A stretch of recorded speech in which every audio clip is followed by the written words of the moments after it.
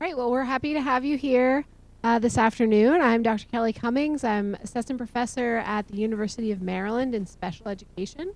So I'm looking forward to chatting with you all about screening for dyslexia, what it looks like, and what to do once you have that screening information. And I'm lucky to be by colleagues from St. Mary's County Public Schools. I'm Courtney Dvorak. I'm supervisor of instruction for elementary ELA in St. Mary's County Public Schools. Here with our director of special education, Scott Szczerbiak.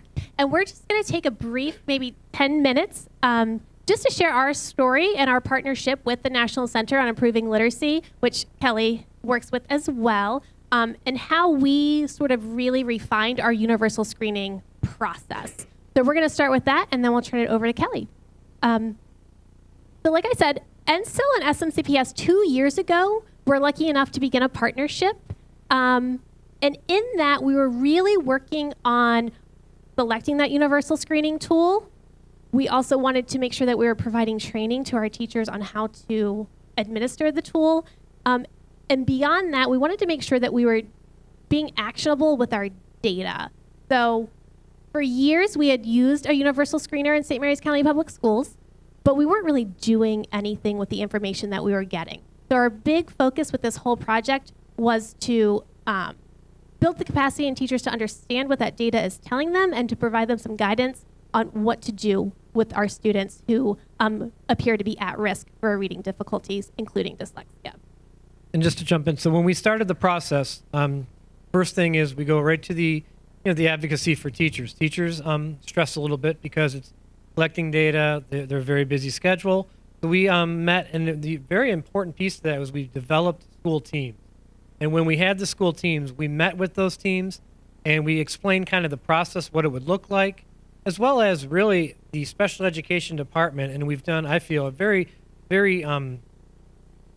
solidly where we are collaborating with our gen ed. Every student services, general education, curriculum, there's no barrier in between us. We don't look at special ed as special ed, we look at it as our county as a whole and all students. So when we started this process, there were some questions from staff, but we're utilizing special education teachers, we're utilizing special education paras, we're utilizing all staff within the county to provide those interventions. So it's been a good approach thus far, and we're continuing to build on that approach. And the focus of our universal screening teams is to really, again, use that data to make sure that we're supporting students early on. We wholly believe in early intervention in St. Mary's County Public Schools. So through our work with NCIL, we did form those screening teams. Every school has one. They include general education teachers, they include special education teachers, instructional resource teachers, and then admin in some cases as well. And we meet 3 times a year. With our screening, we screen students K through 5, actually pre-K through 5 in St. Mary's County. But we meet with our K through 2 teachers 3 times a year after the fall, the winter, and the spring administration. Last year was our first year implementing this process, and really we were focusing on making sure that that screener was administered to fidelity, that everyone knew exactly how to administer it, and that the data that we were collecting was then reliable. We also wanted to make sure that that focus on data analysis, and so that students or teachers could really understand what that data was telling them, and then some PD on dyslexia and students with learning disabilities, and really what are those best instructional practices and things that they could be doing in their classroom. This year, the focus has really changed then to those instructional next steps. So yes, I have this data, this is what it's telling me, but now what do I do next? And a big part of it is then to form those professional learning communities in schools so team members can then take this information back, share with their colleagues, and make those team decisions about those appropriate next steps for our students who are struggling. And looking at the family approach, when we have those screeners, we were really, when this first started, we look at our PST meetings and our 504 meetings. Really, we were presenting, it's great to have those meetings, but what kind of information are we presenting in those meetings? A lot of times you might hear in those meetings, well, the student's going to sit closer to the teacher. Well, you can do that as best teaching practice. Our meetings now consist of data, allowing families to see the interventions that they're in, where they're struggling, progression in that intervention or lack of, and then if they're not progressing, we need to look and see what other intervention we can provide that student. So it's a consistency, like you said, fidelity, meeting every 6 weeks. And on top of that, it starts from the ground up. Central office, myself, Courtney, teachers, everyone in our county is involved. And when I say that is we have a database that all our teachers, they are monitoring progress. But what we found years ago is that they're monitoring progress in spreadsheets, maybe paper, and maybe Google Docs, and it wasn't getting to the appropriate teachers, or it wasn't getting to us so that we can monitor as well. So we have a database that we monitor and look at the data and look at the progress that kids are making. And it's not just progress either. It's also we're looking at that intervention and if it's impacting them at the grade level curriculum as well, that we are closing that achievement gap. So we did start a database, and it's been a great, just the reaction that we get at meetings is parents are pleased to see that they're in interventions, that we have data to support those interventions, and we're having the discussions with families as well. And when we're looking at the data that is provided to us through our screener, we know that that's just like the thermometer. It's just to let us know that something could be wrong, something might be wrong, something probably is wrong, but it's not telling us what is wrong. So again, we really want that focus on digging in deeper. It might be that we need to provide a more diagnostic assessment to really determine those instructional needs for students. I think the biggest thing that we found is, what does the data tell you about your core instruction? And we found that in our early K through 2 instruction, we had some holes, one of which is with our phonological awareness. The programs that we had really weren't teaching phonological awareness in a systematic, explicit way, if at all. So one of the biggest changes we've made already is to find a program. I think we're using Hegarty and implementing that in all K classrooms. Starting next year, we're piloting in a few this year, to really hit that phonological awareness piece on top of our phonics instructional program that we have. But then also in those meetings, talking about what other information is needed, knowing that it's just kind of giving you that temperature. What else do we need to know about our students? And then once we know exactly where those holes are, what are the appropriate interventions? I think for so long we knew that kids scored poorly on dibbles, and so we would throw them in the most convenient intervention in some cases, and now we're trying to be really systematic and purposeful in which interventions it is that we're choosing to make sure that the intervention fits the needs of the student. And if I could just jump in, Yep. and one of the processes that we took was, you'd be amazed when you reach out to the school systems and you say, what kind of interventions are you using in a school? You'd be amazed on all of the different things that are going on. And not that they're not good programs, we're not saying that at all, but we're taking that approach now as we have to know what you're using, what that intervention is targeting, and is it appropriate for that child and where they're lacking those skills. So, it really opened our eyes when we started partnering up was, we need to know what's going on and what interventions we're using to make sure, one, they're research-based and evidence-based, and two, that they're actually targeting the need of the child that's in that intervention. And then as Scott mentioned earlier, that progress monitoring piece. We don't want to just put a child in an intervention because we know that that's not going to fix it. We need to make sure that we're touching base periodically every 6 to 8 weeks to see if what we're doing is working. If it is, great. If not, then we need to come back to that team and talk about those next steps. And you guys hear about response to intervention all the time. It's been around for 15 plus years, but now we are, with the partnership and moving forward, we're understanding it and what it's about and how we should respond to those interventions. And I was so glad to hear it earlier. It's not a special ed thing. This is a partnership and a collaboration. We want to target every student and where they're lacking in those skills, and we want to make sure that we're putting in the appropriate intervention so we don't have to do those evaluations and label children. We want our special education teachers not assessing. We want them out in the classrooms teaching. That was another piece that we were really focusing on, is what exactly is response to intervention. So we will be around for questions at the end, but I think now we're going to turn it over to Kelli. There's one other slide, if you want to click on it real quick. And going to, we say, when a student is a student with a disability, there are so many useful ways to use those screening tools, interventions that they're in. We got progress monitoring, where the child's reading abilities are. We look at goals and objectives, using objectives and the interventions, using those interventions as part of the objective to get to the student to achieve the goal. We have present levels of performance. Again, using all of the screening and intervention data and how it ties to a student in the grade level curriculum, and if we're closing the gap. If we're not closing the gap, the intervention may be working, but it's still open. We should still be discussing it's working, but why isn't it? Why aren't we seeing the impact on those grade level assessments? So those are just ongoing discussions on how we use that for a child's IEP. But again, it's bigger than an IEP. It's more of a collaborative and system-wide approach that St. Mary's County is taking, and we appreciate the NCIL working with us to do that.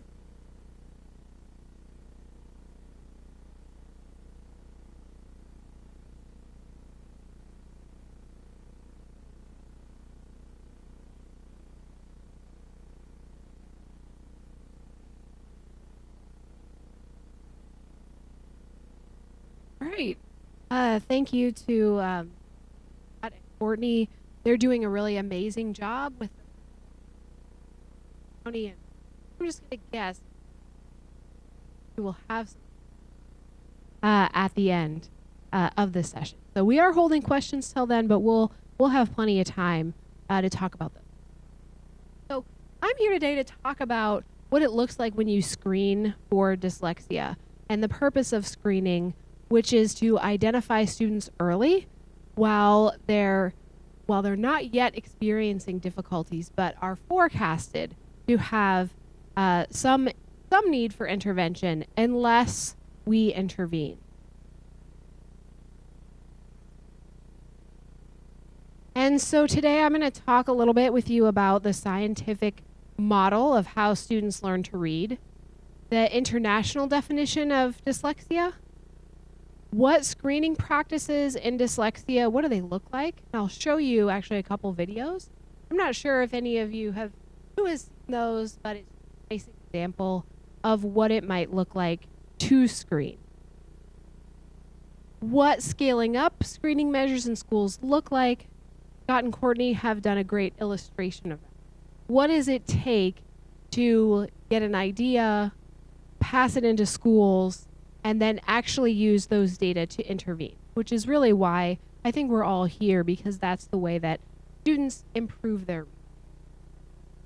So how many of you have heard of the simple view? Very good. Similar to the morning session, we've got a lot of people who are familiar with that.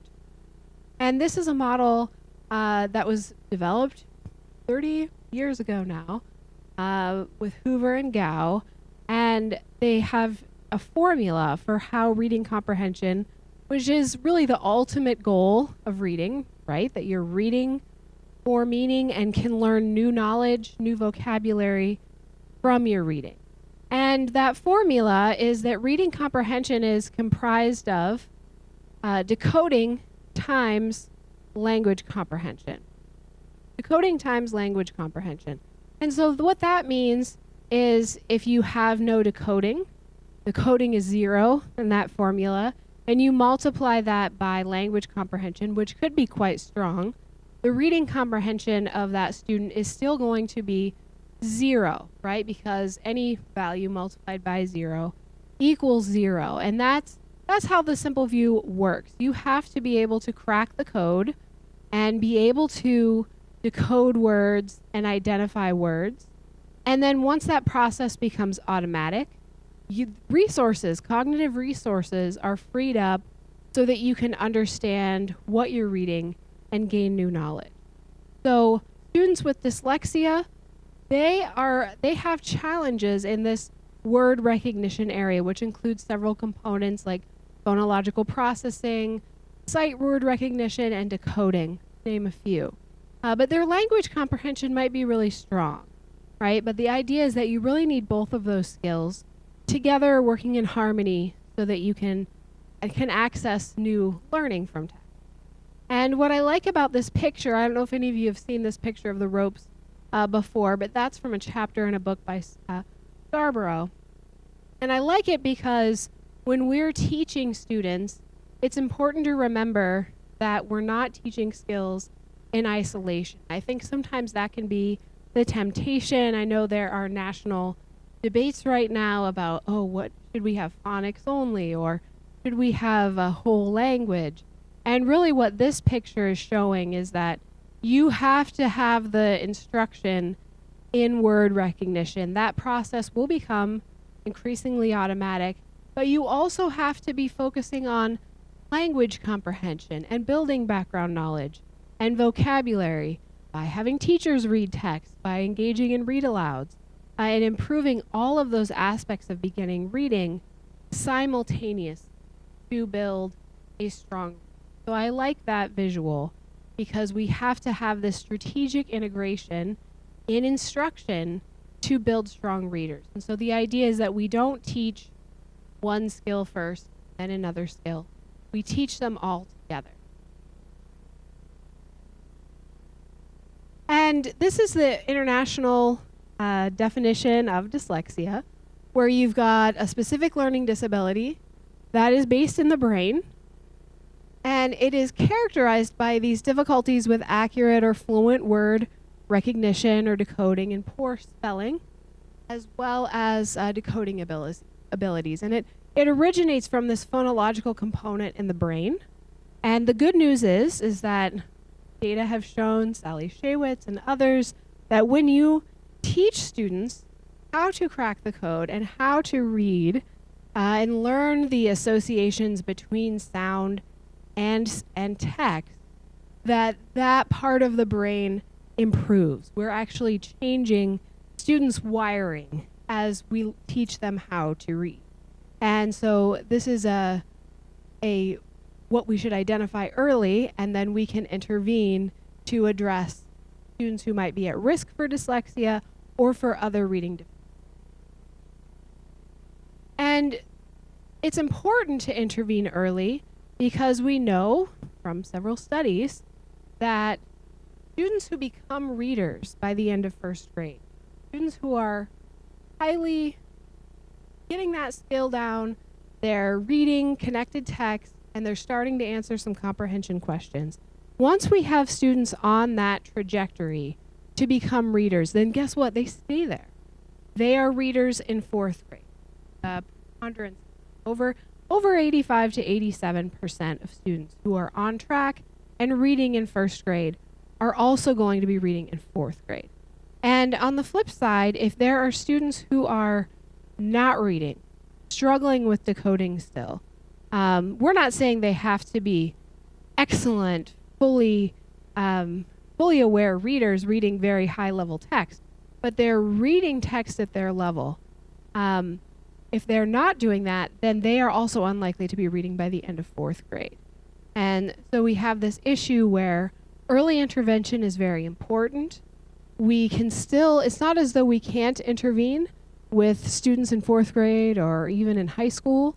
I have done that, but the resources it takes are much greater when we get to those upper grade levels compared to if we had a system of early identification that allowed us to identify who those students might be as early as preschool and kindergarten. And we do have those systems available to do that.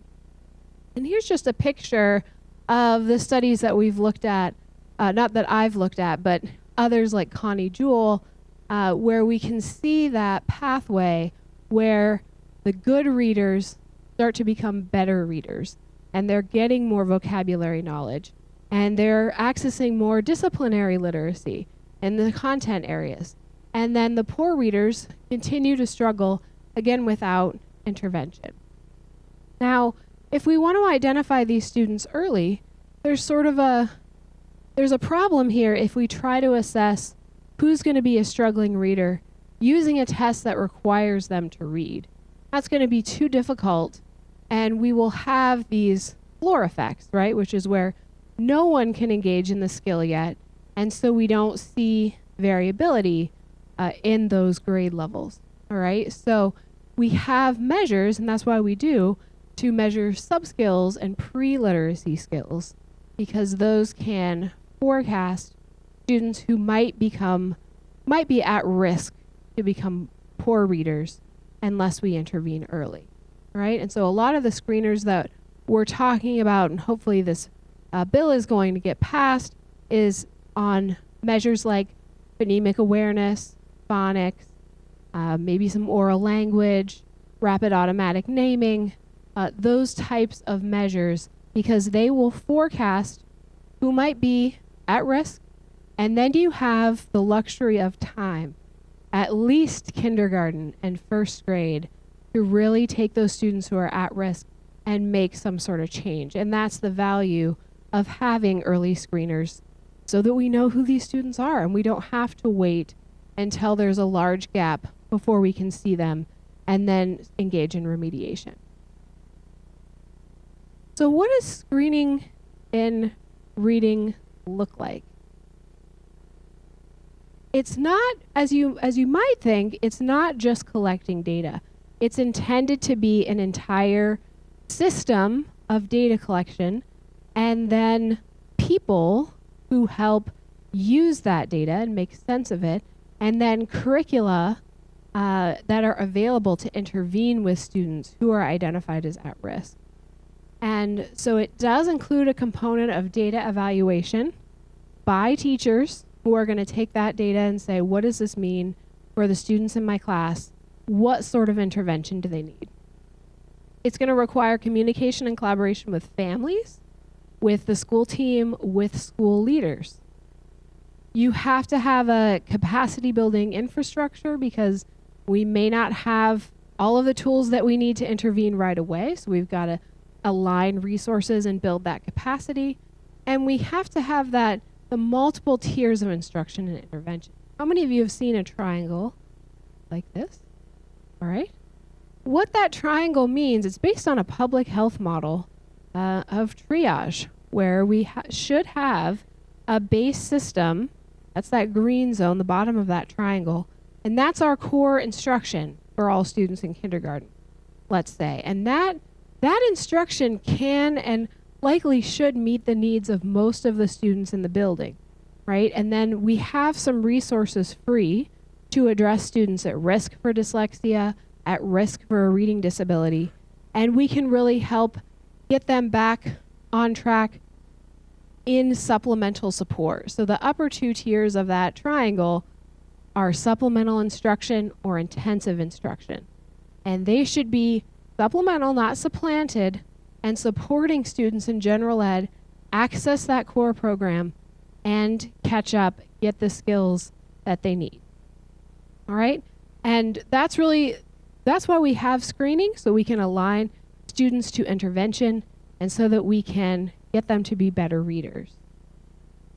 Leadership is also a key component, and Scott's a good example of that, right? We've got to have central office available, maybe to help enter data, to help allocate resources, to provide some time for teachers to meet, to provide training on how to collect screening data, to support reach out to families and involvement of families, both in the general school process for screening, as well as for their, how are we going to communicate with parents about their individual students who may be receiving this supplemental intervention. And screening, like you might imagine, if you're screened in school for hearing, for sight, for scoliosis, this is administered to all students in a grade, and we start early with screening. And that's because we're taking the temperature of the entire school, not just students we might think, oh, I suspect that student might have something going on. It's really, let's look at all students, because some students in kindergarten look like they're doing great in school and they know their vocabulary and they are doing really well in other areas, but they may have these word reading difficulties that we weren't aware of. And so that's why it's important to screen. These measures have to be pretty easy to administer and score, because otherwise it's going to take forever to collect that data. So you'll find that the measures can either be administered to a whole class, maybe in 10 to 15 minutes, or they can be administered individually. It takes about 5 to 7 minutes, depending on the measure, right? And that's so that you can collect data on all of the students in the school.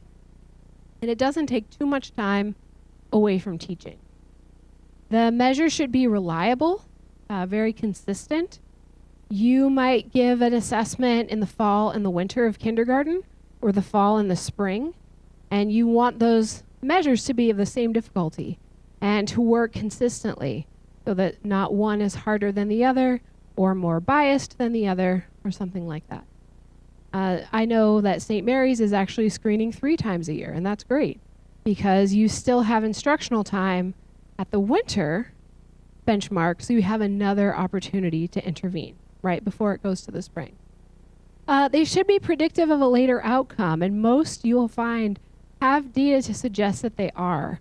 So you might be able to predict which student is likely or at risk for dyslexia. These measures do not diagnose dyslexia or might be at risk for a reading disability. And then that allows you as the school team to have instructional time and then also to intervene. They should be instructionally relevant, help you identify what areas the student needs support, and free from bias.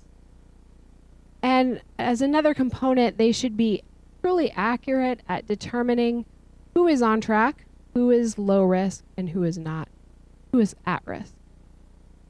And here's just an example of a reference looking at screening measures such as the ones we're talking about that look at phonics and phonemic awareness, rapid automatic naming, and so forth, and how they predict pass rates on a state test back when we had state tests rather than the Common Core, for example. And as you can see, they're doing a pretty good job at identifying students who might be at risk and need some sort of supplemental intervention. And all of these screeners are going to have error, and I was talking about that this morning. You will have some degree of false positives or false negatives, meaning, and you have to kind of be able to accept that level of error in the screening tool. But we'll talk about that a little bit later. Screening tools should also map onto what we want to teach, but they are not the content of what we might teach. They're not the content of instruction. So I will show you a measure that is hypothesized to measure rapid automatic naming at a certain point in kindergarten. But it's not how you would intervene with a student who had, let's say, a processing issue. Some tests measure non-words, so words like af that have no meaning, but they can test students' phonics pretty well. But that won't be the content of your instruction, right? You will have a broad and deep phonics curriculum, let's say, but that measure is just an indicator of students who may have difficulty with that skill.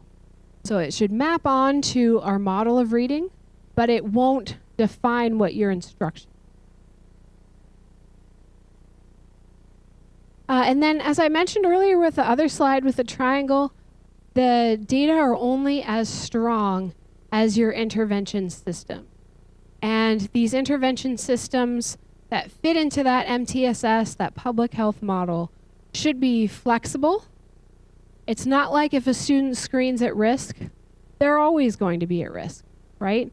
We are identifying students who have that risk factor, and then we're intervening, and that risk can be resolved. And we do see that where students move into tier 2 for a while, and then they get the instruction they need, and they move back to that low risk level. So it's flexible. It's designed to work best when you have most students getting their needs met by that core program. When you start out with this, lots of schools will have that triangle tipped where most of their students are at risk, right? And when that's the case, you're in kind of a predicament because you need to intervene with all those students who are at risk, but you won't be able to devote all of your time to dealing with risk individually. So there really is a role for that core reading program to play because it should be supporting most of the students in accessing the skills that they need for reading. So I wanted to show you really quickly what screening might look like. This table is, meant to be interpreted with caution. This is kind of a minimum recommendation for topics to screen for at certain grade levels. So in kindergarten, we want to have an assessment of rapid automatic naming, RAN or RAS, and a measure of phonological awareness or phonemic awareness. All right? And by mid-kindergarten, we're going to add in phonics to that, as well as oral language. And then when we move to late kindergarten and first to third grade, adding a measure of word reading or reading connected text fluently is another great component to add. So this is just a base standard of indicators that are good to have in certain topic areas. But of course, you could expand this model much more depending on your school's needs. But the idea is that we have just a couple of measures that work really well in kindergarten, measures of rapid automatic naming and some phonological awareness measures. In pre-K, there are some great measures available as well. And if you have questions for Scott and Courtney, they can tell you about the pre-K measures that they are using. And they resist those floor effects that I was talking about, where it's too difficult for students to do, so no one is doing well. Then it's hard to predict which students are actually at risk. So I wanted to show you how we might screen for rapid automatic naming. And one way to screen for RAN is to use a tool like letter naming, number naming, looking at colors or shapes. And for this particular measure of letter naming, it will work well once students have learned their letter name, right? And so some work that NCIL has done has shown that in early kindergarten, in the fall of kindergarten, a measure like this, where students have to name letters, is pretty tricky. And it actually isn't assessing RAN yet, because students don't know the letters in order to name them quickly. So in early kindergarten, this measure indicates kind of print awareness, exposure to books in the home. But by the time you get to mid or late kindergarten, it is starting to tap that skill of processing speed. So I'm just going to show this as an example in case you haven't seen a measure quite like this before. Here are some letters. Tell me the names of as many letters as you can. When I say begin, start here and go across the page. Point to each letter and tell me the name of that letter. If you come to a letter you don't know, I'll tell it to you. Put your finger on the first letter, like that. You ready? Begin. S L U N S X K U X I L D H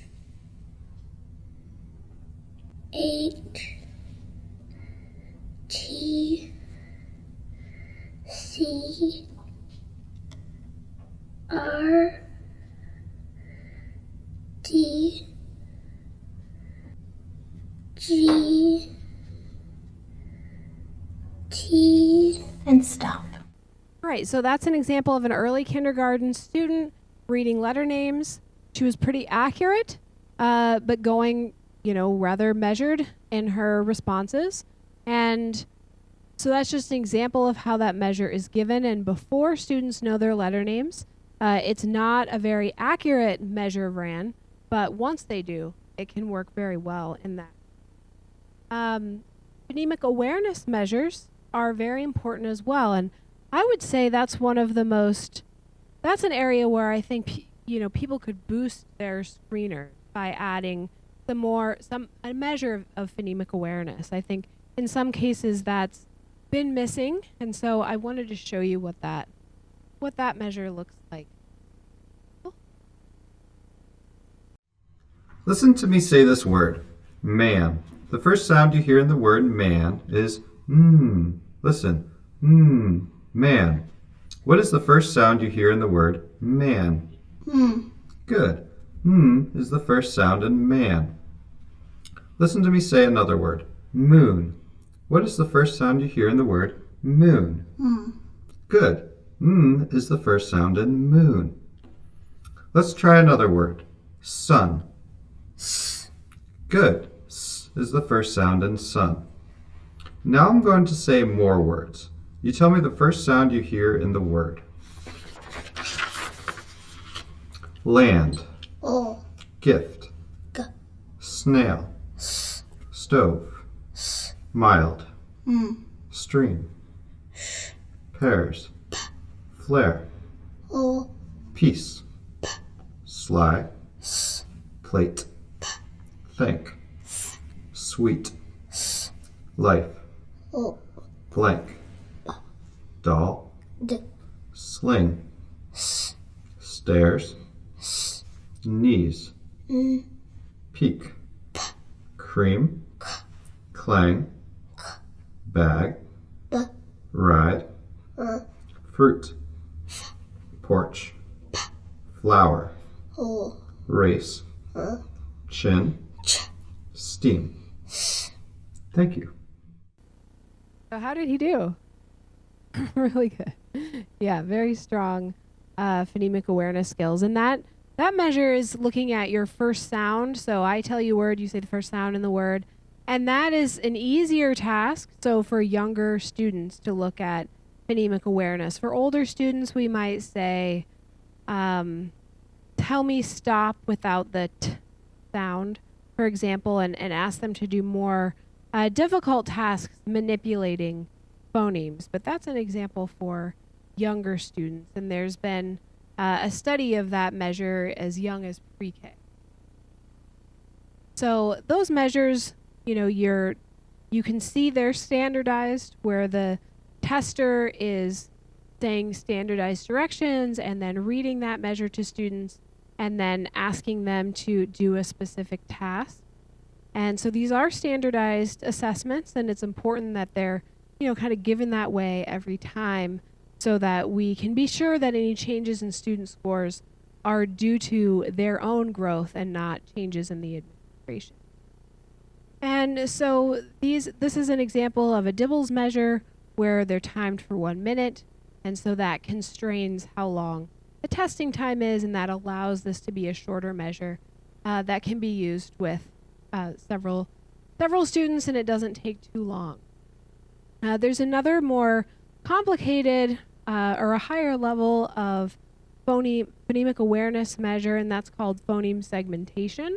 And that's where I might give you a word and you tell me all the sounds in that word. So if I said cat, you would say k, a, t.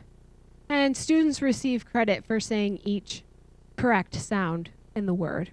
Right, so a little bit more challenging than phonemic awareness. It taxes working memory a little bit more because you have to think about the word and all of the sounds in that word.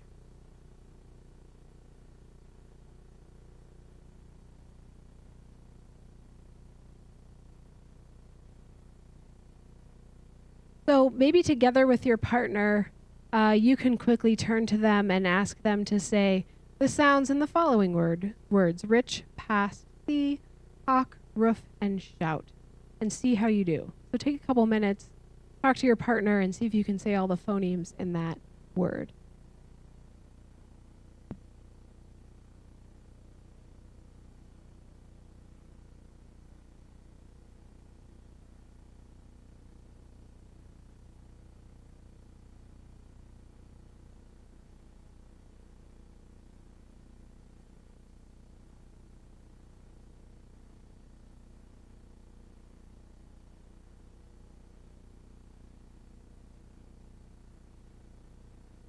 How was that? Which one's trickiest?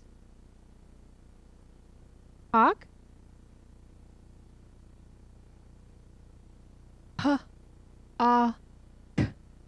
Yeah, we as teachers, because we're readers, we can get kind of hung up on the letters and think the letters map to the sounds. But that's one of the tricky parts of the English language, is that we have what's called an opaque orthography.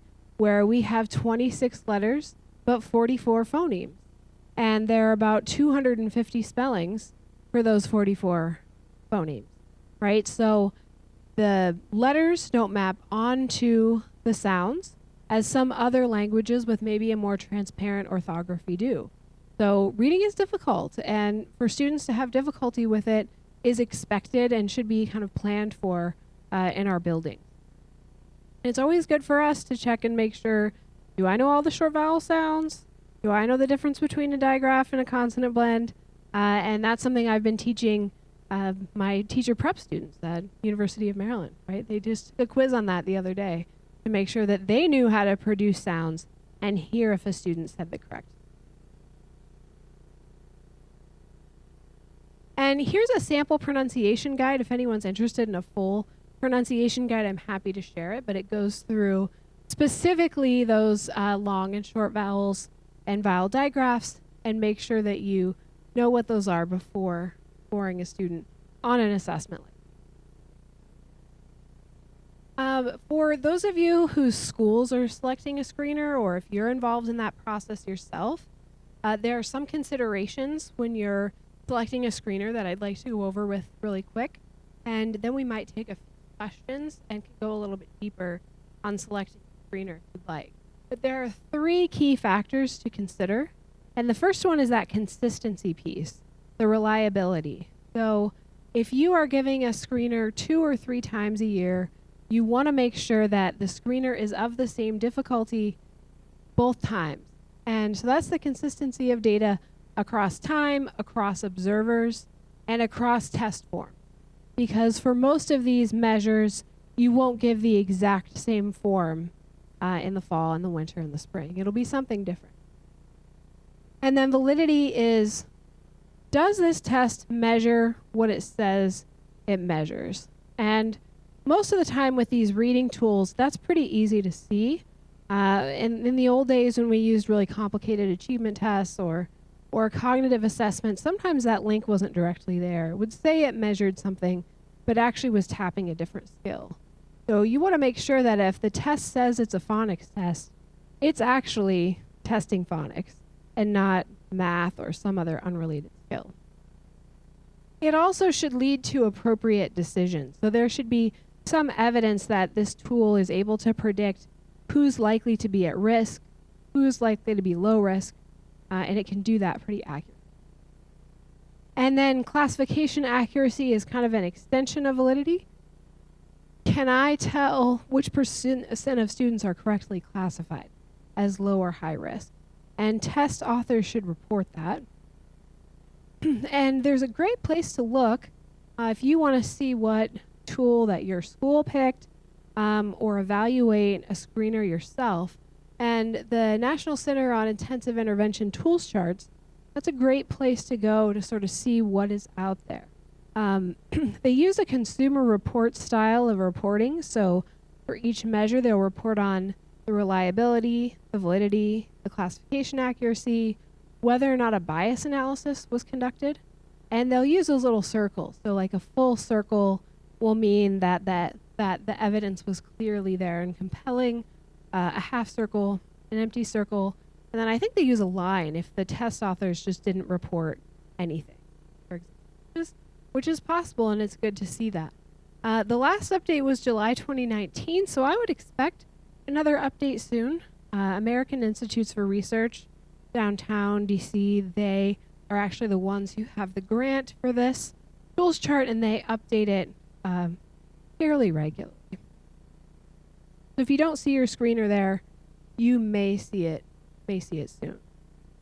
For all screeners, it's important to keep in mind that no one's perfect. They're all going to have error. Any measurement contains error. And so it's kind of like deciding which error is most comfortable for you. In a classification test, for example, the test can predict that you are at risk. And then at some later date, we find out that you do have dyslexia through some diagnostic process. Well, that's an example of a correct prediction. The test could also predict that you are low risk and continued instruction in Tier 1 is what's recommended. And then a long time down the road, we learn, yep, you don't have dyslexia or a reading disability, and that would be a correct prediction. But tests do make mistakes, and it will make a mistake called a false negative, where a result on a screener might be low risk, and then later we find out that you do have dyslexia. That would be an example of a false negative. And similarly, you could have a test that says you are at risk, and we give you that additional intervention and find that, actually, no, you're not at risk. You clearly just maybe had a bad test minute, or the test just didn't predict you correct. And so as a team, you sort of have to decide, am I more comfortable with a false negative error or a positive error? And in a lot of the work I've done, my co-authors and I have come down on the side of, we really don't like false negative. Because if you have a student who screens fine, later you find out they aren't, you've missed a lot of instructional opportunities to intervene, right? So we sort of favor screeners that have a low rate of false negatives. We'll accept a few more false positives because those can easily be screened back into year one without too much effort. And we think that's the decision that we would prefer. But all of your schools and you will be making decisions that best fit your needs and your expectations. And as long as you're upfront about that, then that's perfectly okay. You could have a very reliable measure that's not very valid. I think I said this in the morning session, but I had a professor who said, well, shoe size, that can be measured very reliably, but of course it's not valid because it doesn't really predict anything except if you're going to go shoe shopping, right? And so you want to make sure that you've got a valid and reliable assessment. So I think before we move on to kind of scaling up, I just wanted to pause and see if there were any burning questions for us, or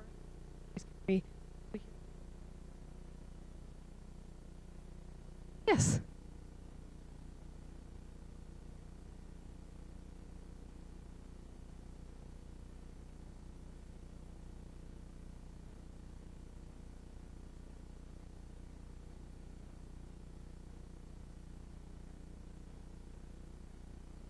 Hi, I'm just wondering, so if schools weren't doing this before, right, and so my child was taught by a private neuropsychologist at the end of second grade because we felt there was needed screening.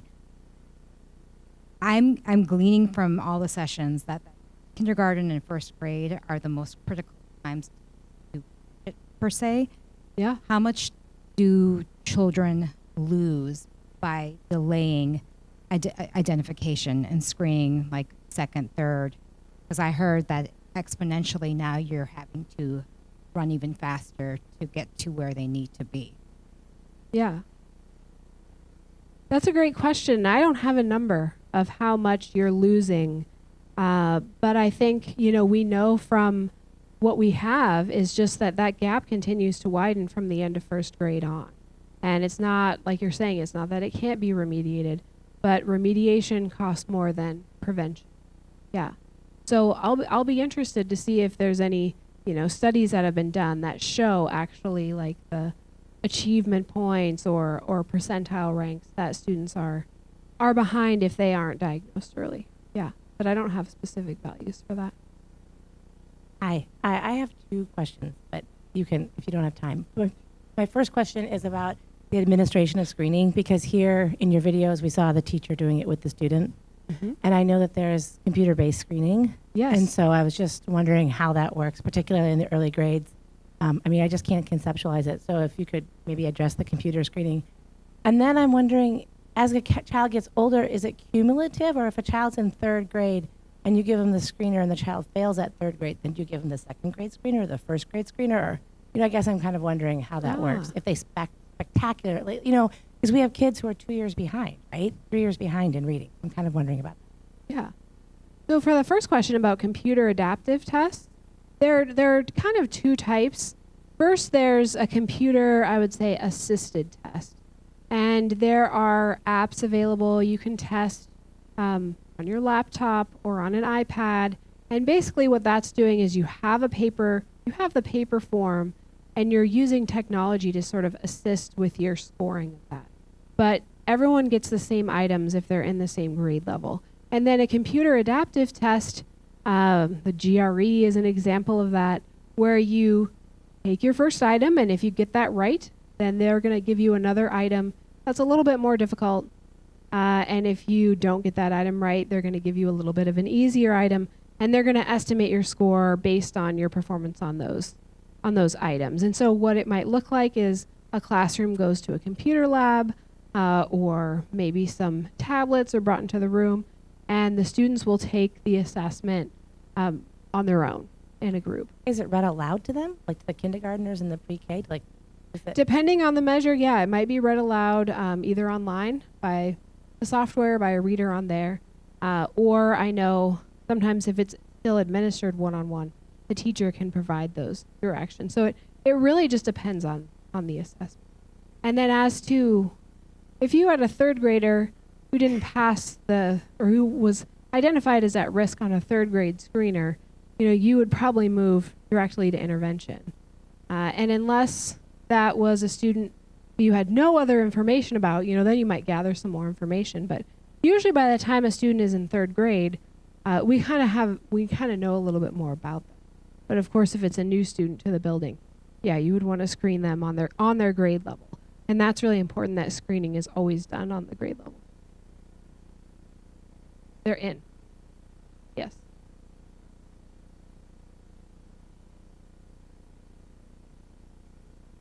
Yeah.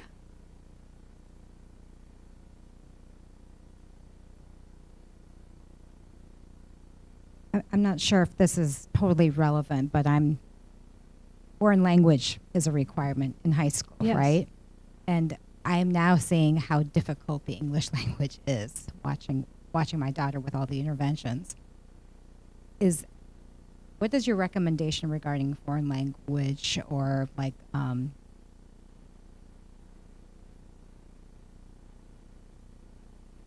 can sign language versus a foreign language, and how does this sort of figure into the same issues that we're seeing you laid out in terms of phonemic awareness, fluency, all of those? Is it bank across, and is there one foreign language that's easier to learn?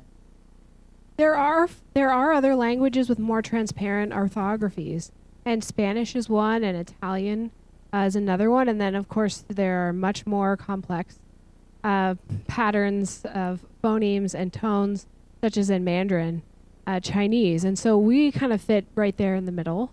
And phonemic awareness does apply, it seems, from what I know of the research, to pretty much all alphabetic languages. When you get into languages that are non-alphabetic, then I don't know as much about that. But yeah, in Spanish, I have a colleague who is studying how to screen in Spanish, and so she has a phonemic awareness measure and a phonics measure, and yeah, is using that. Totally been retooled and developed in Spanish, but this same basic ideas of how students learn to read is the same.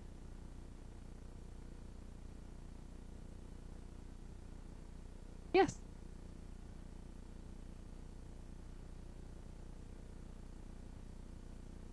I'm sorry if you covered this already. I was meeting with some legislators, so I'm joining now. But can you comment a little bit on the frequency of the screener and the efficacy of only doing it once a year versus what the publisher recommends 3 times a year?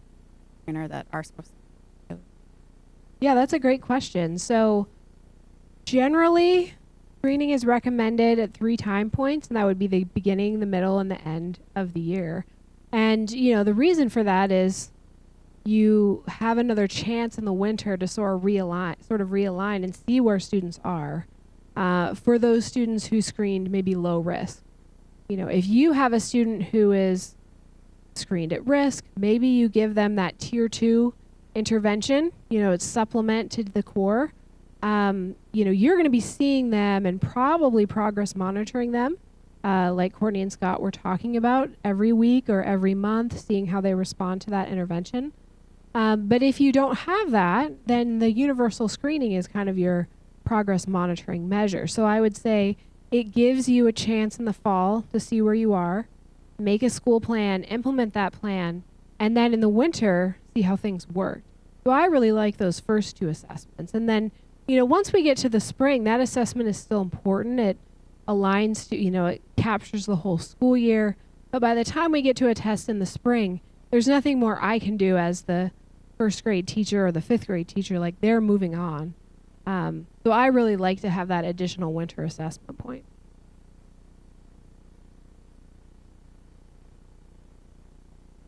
So if a school system was, for example, to do screening 1 time a year and then was just progress monitoring, would that make sense? Because that's kind of what's being bandied around at our school system, and I'm not sure that that meets research ideal practice. Right. Yeah, I would say it's just that you're missing out on that. You're missing out on another opportunity to see where the students are. I think any amount of screening is better than no screening. But it's a time thing. So if you miss students or have newcomers in the middle of year, you won't necessarily know where they are without administering. So you will lose some degree of that prediction of how your students are doing. Yeah. Especially for those who aren't being monitored. And it's expensive to progress monitor students. So you can't really progress monitor everyone once a week or once a month. I mean, if you could, that would be great. But I would say for those students who are low risk, it's probably better to save your resources and get back to teaching at that point.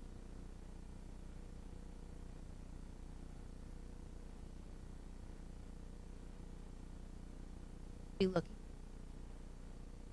at appropriate. What should appropriate progress monitoring look like? Yeah, so progress monitoring is an approach where you have a student who's flagged as at risk, you plan some intervention, and then you want to make sure that intervention is working, right? Every intervention is kind of your best guess about what's going to help the student, but you don't really know if it's working without some data. So progress monitoring can take the form of a screening tool where there are a set of extra forms for progress monitoring, and you give a different but equivalent assessment every week, every 2 weeks, or every month. The interval kind of depends on the risk level. And you'd like to see a graph that is going up over time and catching the student back up to their goal. That's really the aim. And so you deliver your intervention, and let's say you're going to monitor every week because you really want to have quick feedback on if this is working for the student. You will then chart a graph with that data. And if you have a data system like STAR, I think several of them, they have a way for you to input data, and it will generate a graph for you after you enter that data. You can kind of see a picture of how your student's performance is changing over time.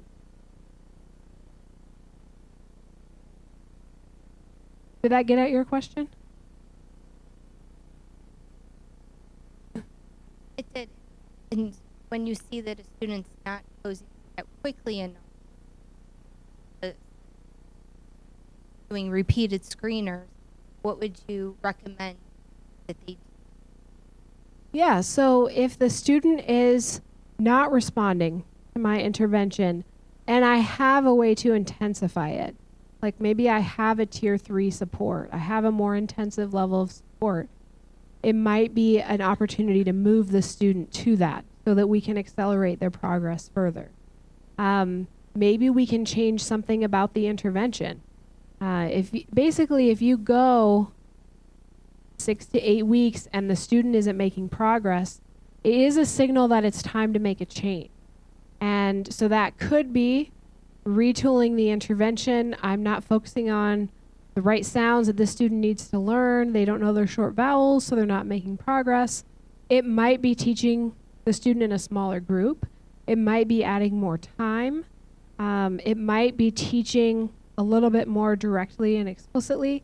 There are things that you can alter in your instruction and see if that makes a change. But that's sort of where the being sensitive to the data and responding and making changes comes in. If you see the student not making progress.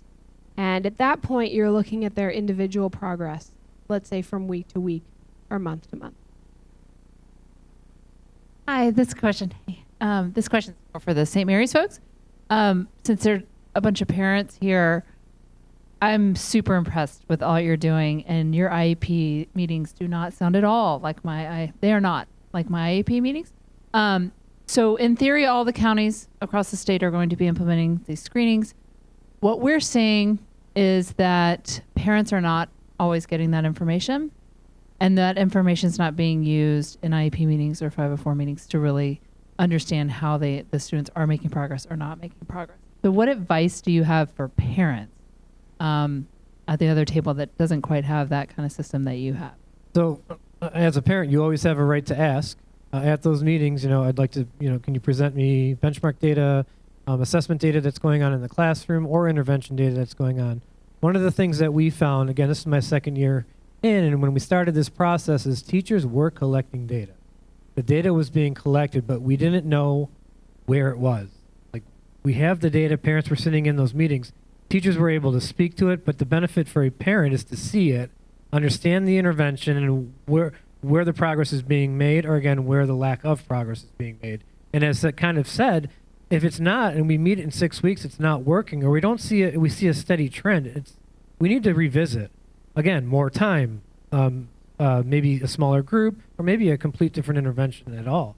But in our system, what we have done, and it's called Performance Matters, and we've asked all of our teachers, the database, that every teacher puts the tier 2 and 3 interventions in. And in every meeting, we pull that up if they're in a tier 2 or 3 intervention, and parents can see graphing, what intervention they're in, and it's all pre-populated. So if a teacher's putting in data for an intervention, it literally will say everything that intervention does. So it's the teacher can see it, and then a parent can also understand what the intervention is. Saying that, it was a lot of work, and we've had many years with support and working with NCIL as well to get that done. But I say as a parent, you have that right to request that information at a meeting and understand what interventions they're in and the progress being made. I was going to say, too, one of the beautiful things about the Ready to Read Act is that any student in kindergarten who's receiving an intervention, now we need to notify that parent. And I'm not sure that that always happens. When I was still in a school as an instructional resource teacher, whenever I pulled groups, I always sent a letter home to parents introducing myself and kind of letting them know how often I'd be pulling their child and what I would be doing.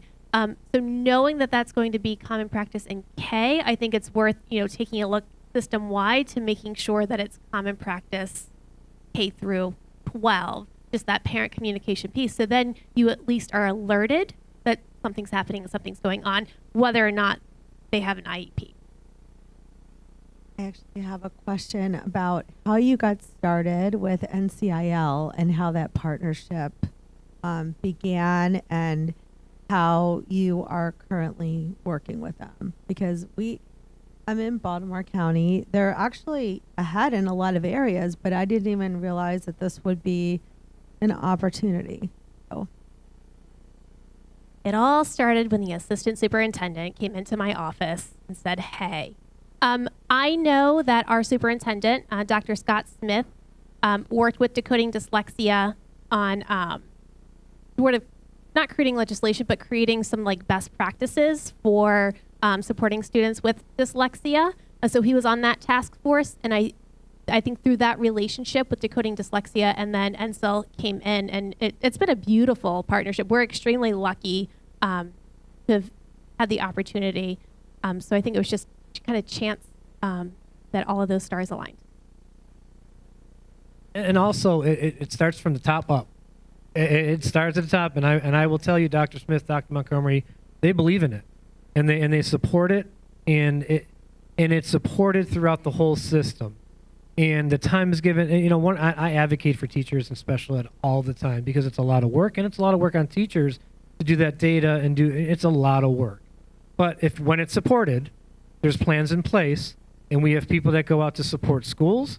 We have an interventionist this year that's supporting schools to identify appropriate interventions. when it's supported from the top up, things can get done. And I'm not saying it's not in other counties. I'm just saying in our particular case, we really do have that support from the top up.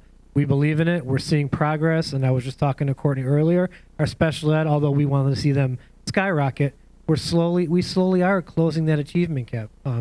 So it's really good to see. Woo.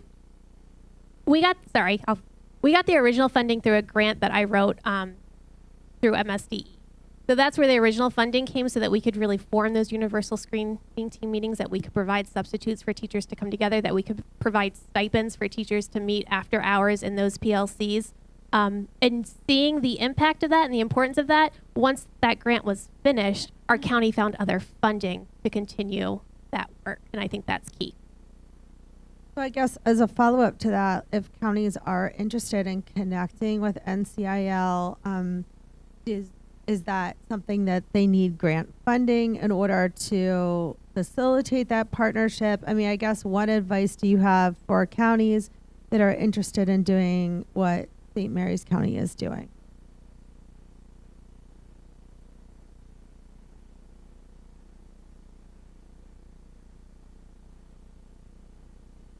Yeah, I think definitely reach out to NCIL.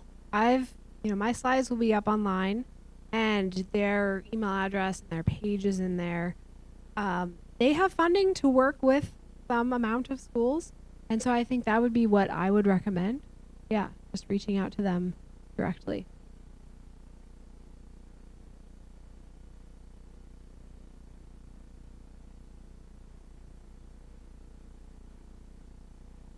Yeah, I think it's pretty wide open around literacy. I know that NCIL specifically formed a partnership with St. Mary's around screening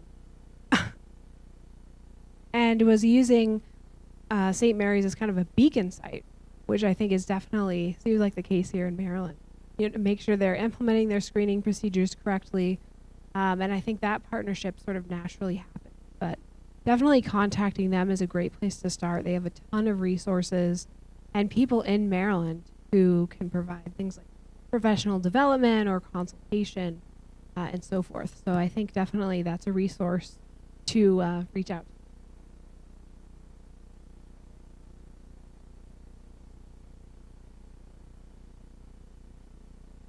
Thanks. I sing part-time, so I'm used to these portable microphones. Oh, yeah. My question is about, it might be about me, selfish, answer it one-on-one afterwards. But I taught kids how to read since 2000. I know from experience, starting in the school year 2008-9, I was teaching second grade. General student ability to persevere through problems. And I argue that it's because now that it's been 12 years, because of the nature of being a 21st century. Growing up surrounded by technology, problems get solved instantaneously. You're used to instant gratification. So times are different now. And I've sat in a lot of professional development, seen a lot of data over the years. It's always interesting to me that the data is prior to 2008. So I've been, in my classroom, I've been innovating ever since. I've invented an intervention. And there are professionals in the room from a county school system, professor of special education at a major university. My question is kind of open-ended. I'm wondering about trying to sense the need for innovation in the field, what somebody like me can do, go about creating something based on an idea that comes from a lot of research and a lot of data collected in the classroom. Yeah, well, I think the need for innovation is always there, especially as we transition into a more mobile and accessible society. I will say about reading that I think we know how to teach reading pretty well. And there are several studies and several programs that have demonstrated very powerful effects. So I think there is definitely a research base that we're drawing from that is modern and pretty compelling.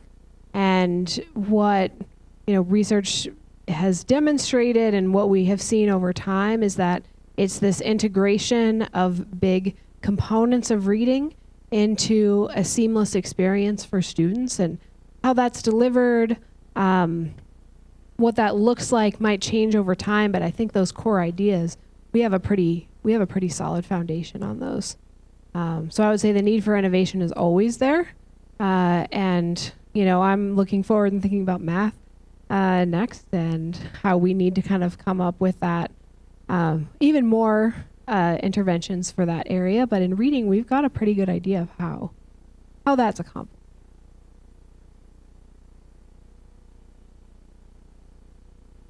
Thank you for saying that. That is certainly true. So then how do we get colleagues in higher ed to teach reading based on the science of reading and structured literacy?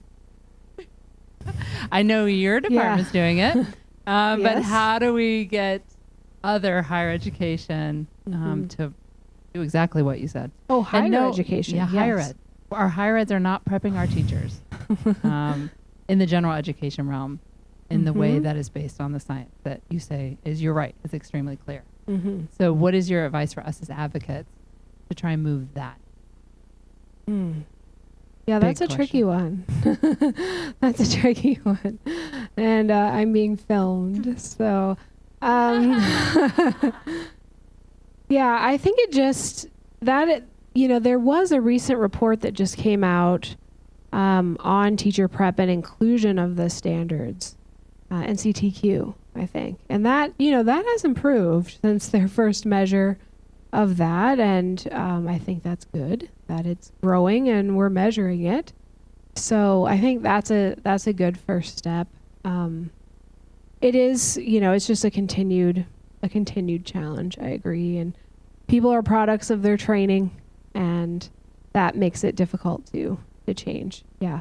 You've got people in high positions, and it takes sometimes a personal conversation, I think. And I think there is that myth out there that some groups are pushing for phonics only, and I don't really know any group pushing for that. Who that is? That's no one. Yeah. So that's just kind of the scapegoat right now. No one's pushing for that. The knowledge gap, that simple view includes the things that some of these other folks are arguing for. So I don't. Yeah.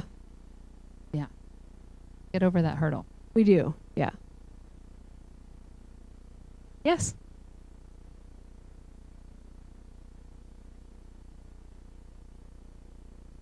Thanks. I want to actually segue off of that mention of the knowledge gap, because I do think in a way that might be the next stage or the next phase, is to marry what we have known since 1920 in foundational reading and how reading should be taught, and Natalie Wexler's revolutionary look and analysis of content knowledge that is no longer being taught.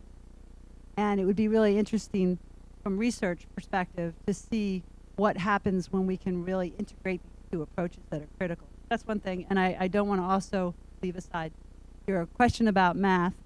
There is multisensory math instruction that follows the same scope and sequence of reading instruction. It does exist. There are some people who do that throughout the country, including in Rockville, Maryland.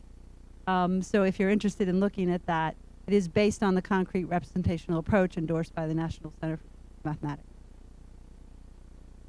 That's very exciting. I would like to take a look. This is kind of for the St. Mary's folks. Since you have had the benefit in your district, how can we take that knowledge and disseminate it to some of the other school districts that are quite behind your thinking?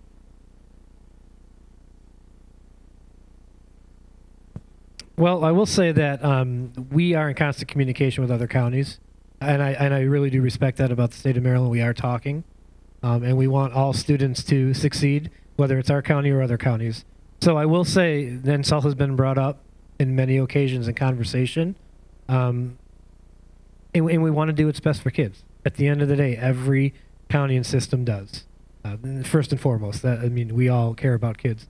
But I can tell you personally, I believe the state of Maryland does a great job with having us come together, meet, discuss, talk about our experiences, not just with NCIL, but what's working.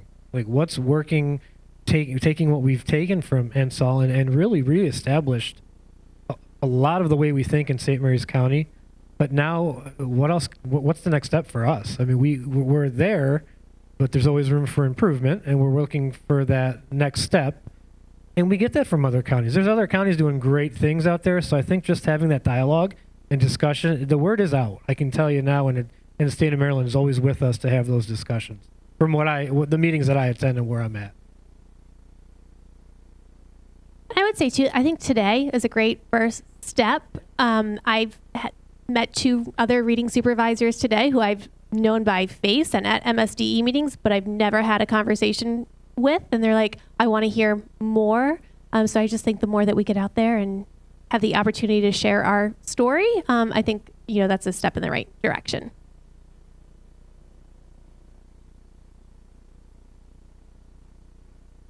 We are more than happy to share. I mean, that's what we do it for the kids.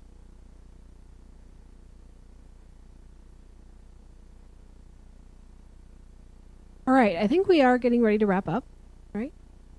One more question? Okay.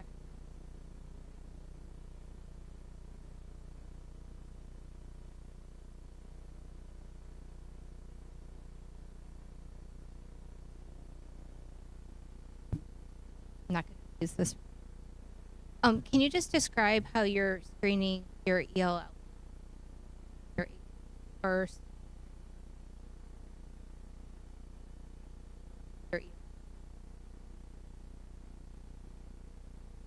So how we are screening our ELL population.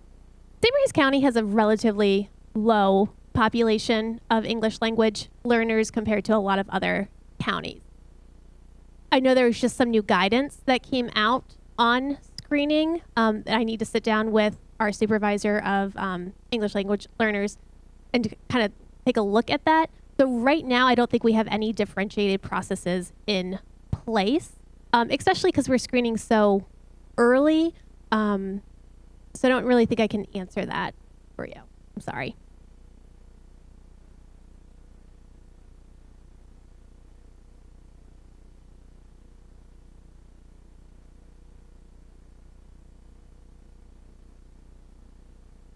So just in closing, some next steps for schools who are considering scaling up screening measures in their system.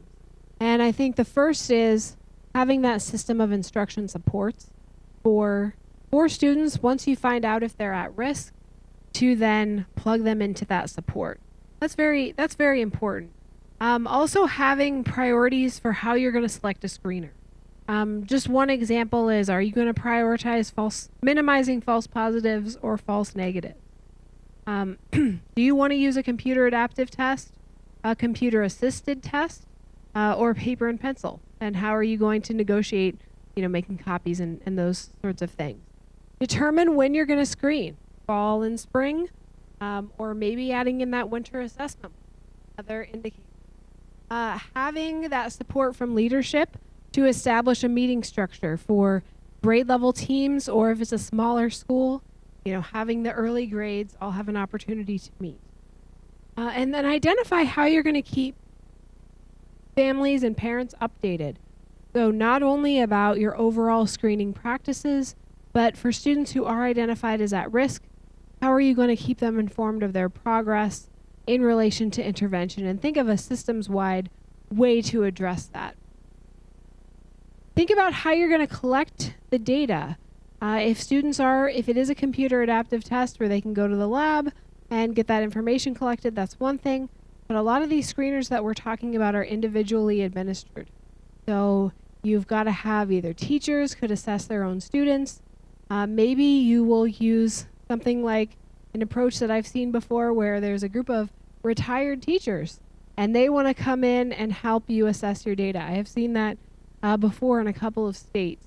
But you have to kind of figure that out. Who's going to collect the data? How is it going to be entered? Can you use central office support to help with that? How are you going to negotiate the demands of adding screening?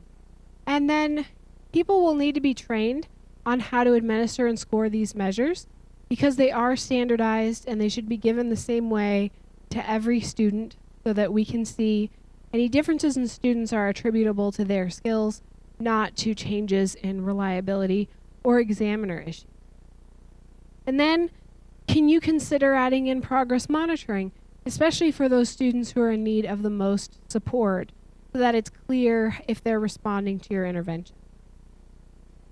We're talking a lot about screening, but I don't want to let it go without remembering that the goal of this is to change student outcomes in reading, is to prevent reading problems before they become very large and require remediation. And screening results are not set in stone. This isn't something that is intended to say, oh, well, you're a student who's at risk, and you're probably always going to be at risk.